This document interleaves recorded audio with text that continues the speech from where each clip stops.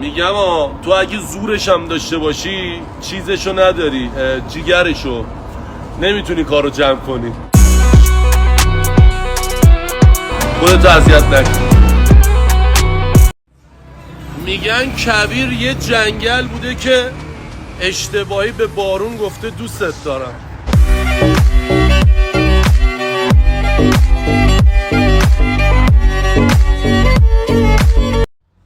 یولداش چشم بسته، با رفیقت رفیقم، با دشمنت دشمن. ای بابا خفه، تو رو خدا بسو بریم جلو ما رو نبه.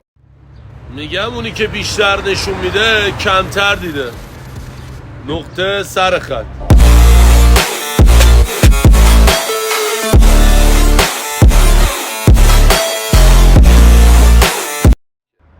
همه چیزو سخت گرفتی جز دستام نامرد.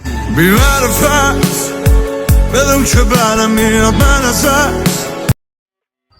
میگم هیچ موقع به در نگین که دیوار بشنوه، مستقیم برینین تو دیوار تا دفعه آخرش باشه.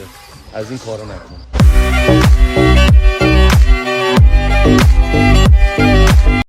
ناهارتو با دوستت بخور، شامت هم بده دشمنت بخوره. گوتم بده اونایی که نون و نمک تو میخورن و پشت سرت حرف میزنن بخورن. گو خورن دیگه چیکار کنی؟ Bitmek tükenmek bilmeyen o zombi ya. خورن دیگه چیکار کنی؟ Çocuk eminim zor ama tercihin çok. من کار کردم به دست آوردم. تو ناز کردی به دست آوردی. فرق ما زیاده رفیق. درختم کی پرتر افتاده تر صورت ترسوندنه تو مشتای منه.